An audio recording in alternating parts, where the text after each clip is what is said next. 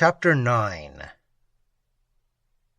Meanwhile, Julia, sheltered in the obscure recesses of St. Augustine, endeavored to attain a degree of that tranquillity which so strikingly characterized the scenes around her. The Abbey of St. Augustine was a large, magnificent mass of Gothic architecture, whose gloomy battlements and majestic towers arose in proud sublimity from amid the darkness of the surrounding shades. It was founded in the 12th century and stood a proud monument of monkish superstition and princely munificence. In the times when Italy was agitated by internal commotions and persecuted by foreign invaders, this edifice afforded an asylum to many noble Italian emigrants, who here consecrated the rest of their days to religion. At their death, they enriched the monastery with the treasures which it had enabled them to secure. The view of this building revived in the mind of the beholder the memory of past ages. The manners and characters which distinguished them arose to his fancy, and through the long lapse of years he discriminated those customs and manners which formed so striking a contrast to the modes of his own times. The rude manners, the boisterous passions, the daring ambition, and the gross indulgences which formerly characterized the priest, the nobleman, and the sovereign, had now begun to yield to learning, the charms of refined conversation, political intrigue, and private artifices. Thus do the scenes of life vary with the predominant passions of mankind, and with the progress of civilization. The dark clouds of prejudice break away before the sun of science, and, gradually dissolving, leave the brightening hemisphere of the influence of his beams. But through the present scene appeared only a few scattered rays, which served to show more forcibly the vast and heavy masses that concealed the form of truth.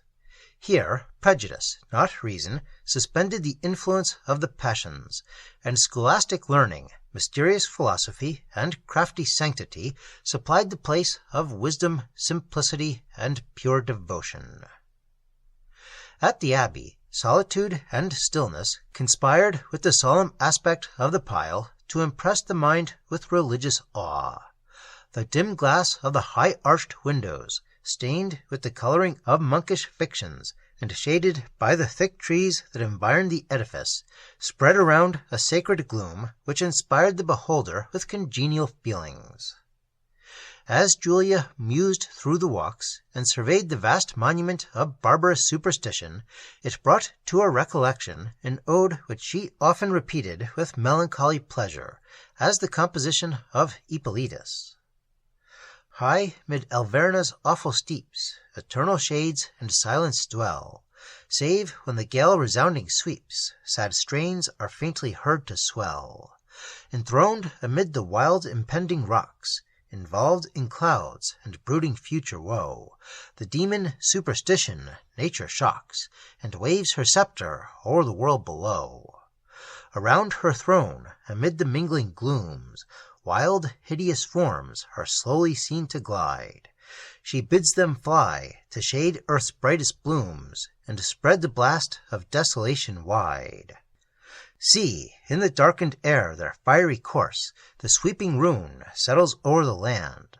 Terror leads on their steps with maddening force, and death and vengeance close the ghastly band. Mark the purple streams that flow, mark the deep impassioned woe, frantic fury's dying groan, virtue's sigh and sorrow's moan. Wide, wide the phantoms swell the loaded air, with shrieks of anguish, madness, and despair. Cease your ruin, spectres dire, cease your wild, terrific sway, turn your steps and check your ire, yield to peace the morning day.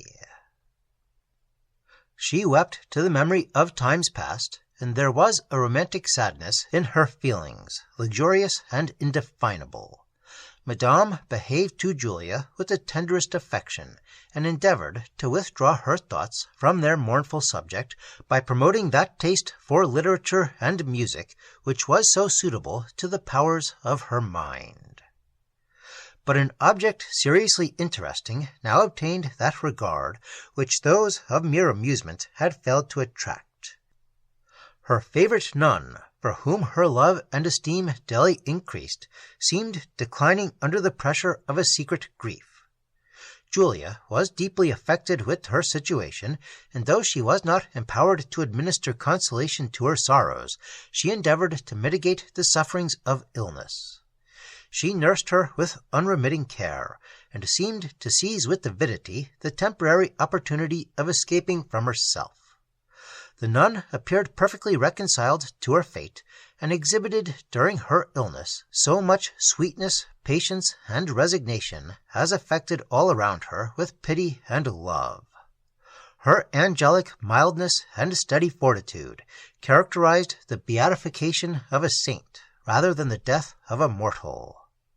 Julia watched every turn of her disorder with the utmost solicitude, and her care was at length rewarded by the amendment of Cornelia. Her health gradually improved, and she attributed this circumstance to the assiduity and tenderness of her young friend, to whom her heart now expanded in warm and unreserved affection.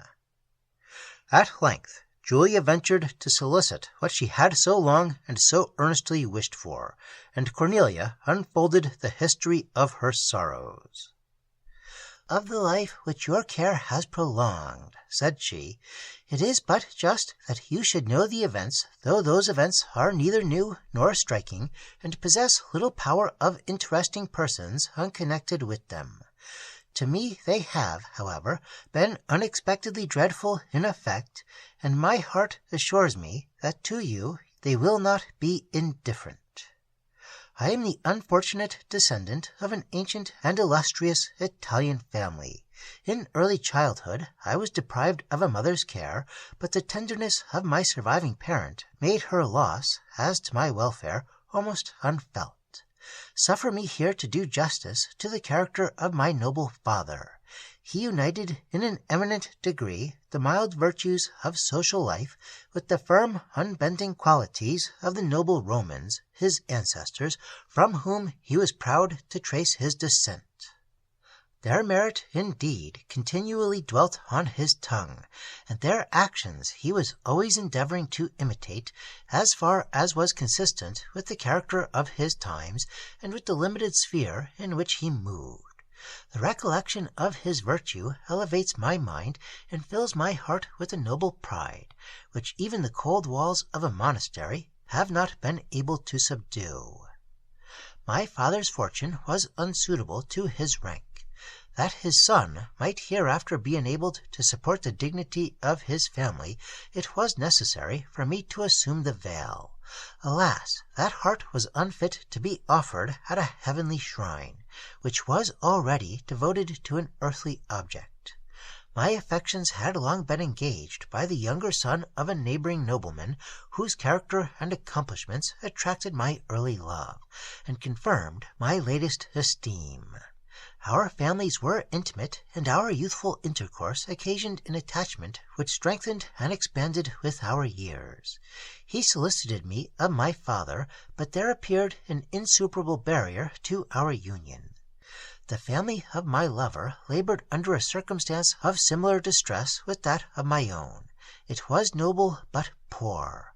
My father, who was ignorant of the strength of my affection, and who considered a marriage formed in poverty as destructive to happiness, prohibited his suit.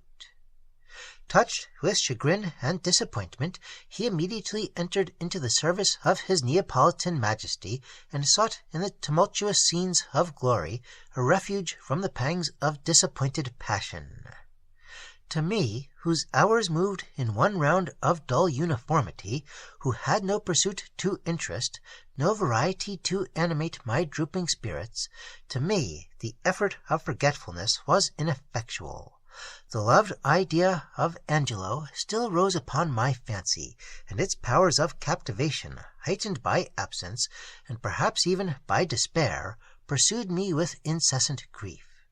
I concealed in silence the anguish that preyed upon my heart, and resigned myself a willing victim to monastic austerity.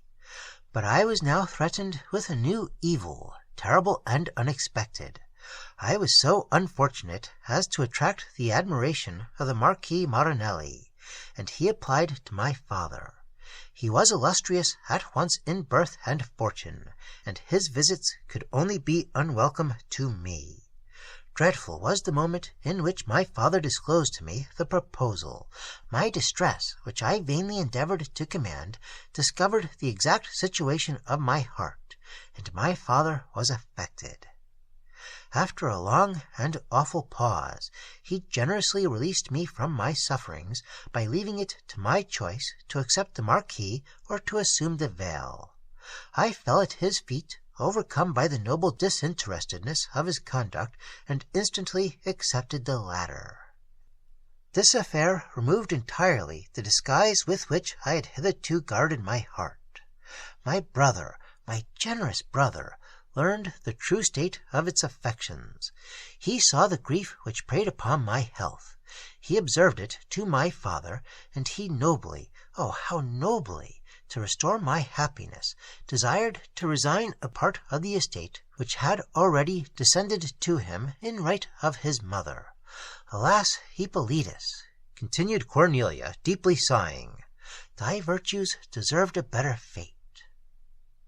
Hippolytus, said Julia, in a tremulous accent. Hippolytus, Count de Varese. The same, replied the nun in a tone of surprise.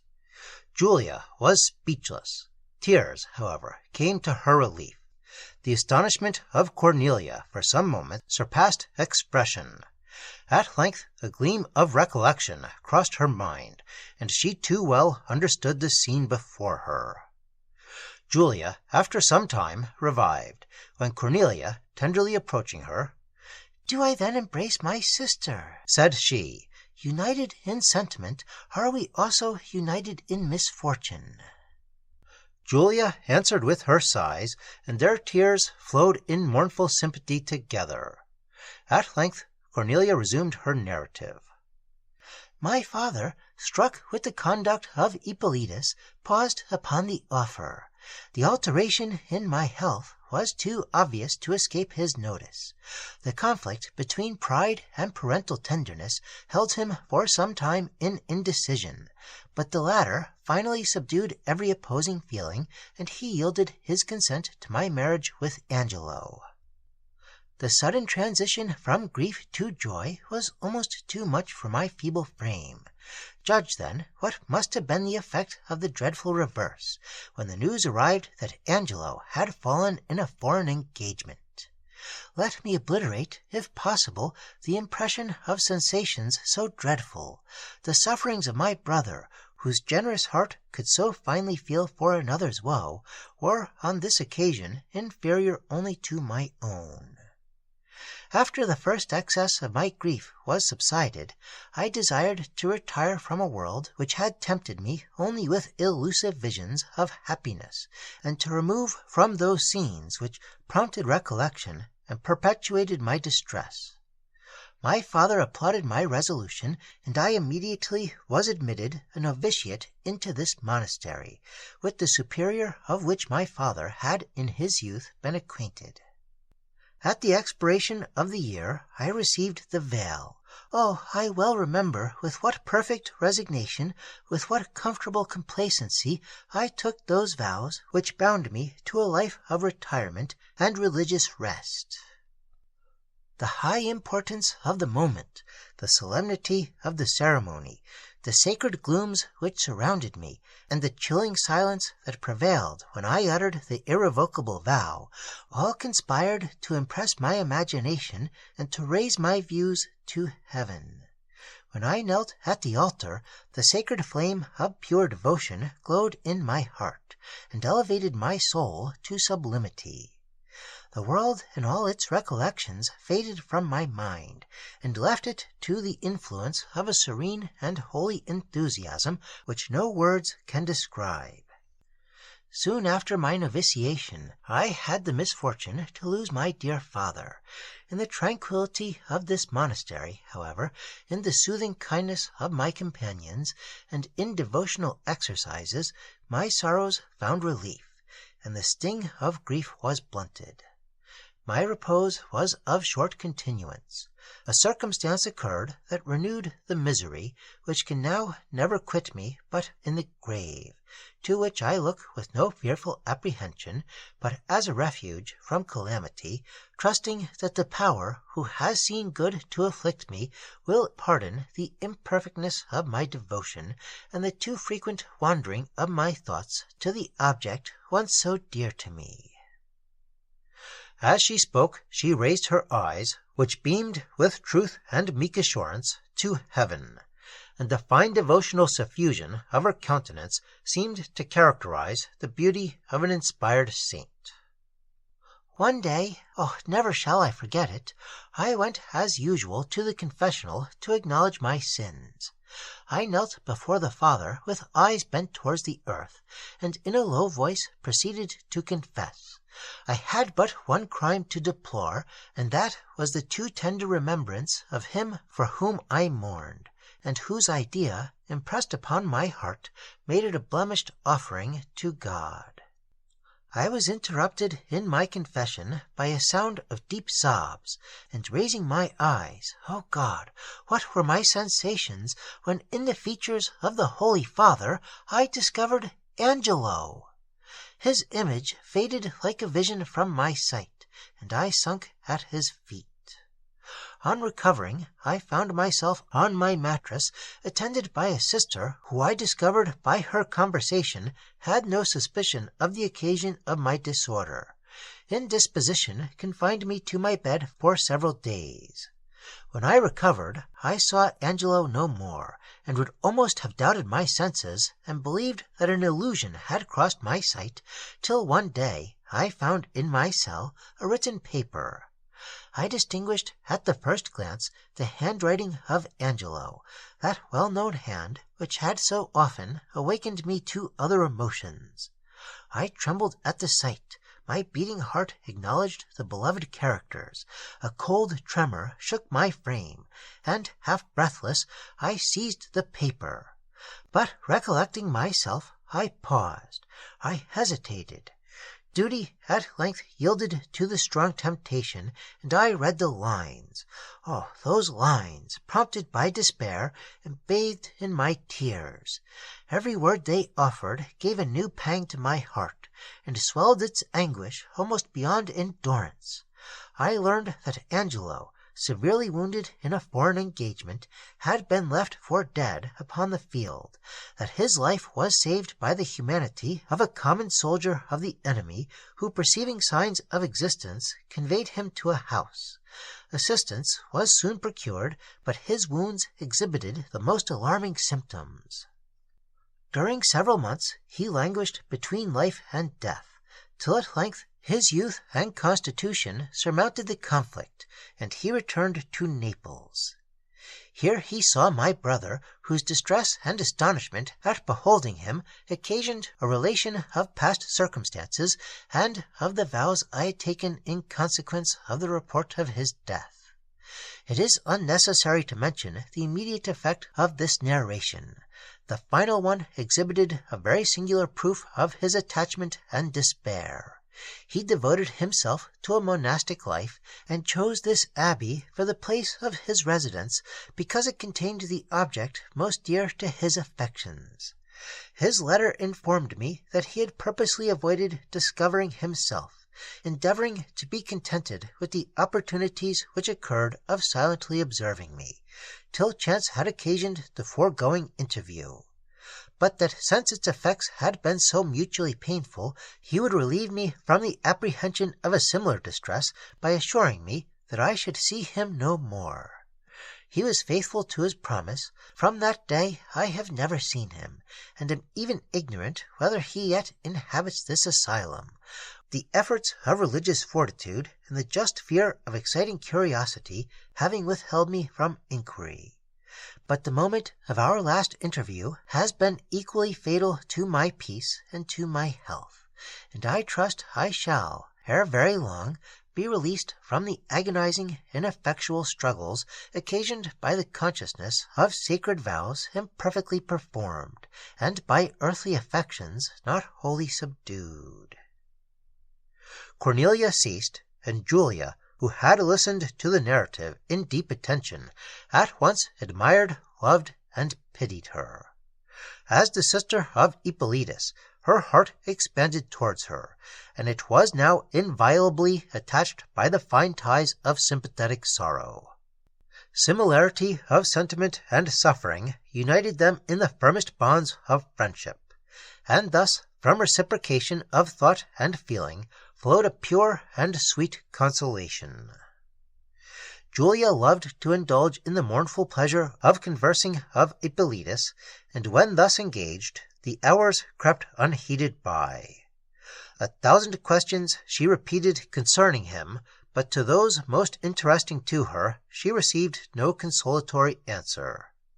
Cornelia, who had heard of the fatal transaction at the castle of Mazzini, deplored with her its too certain consequence.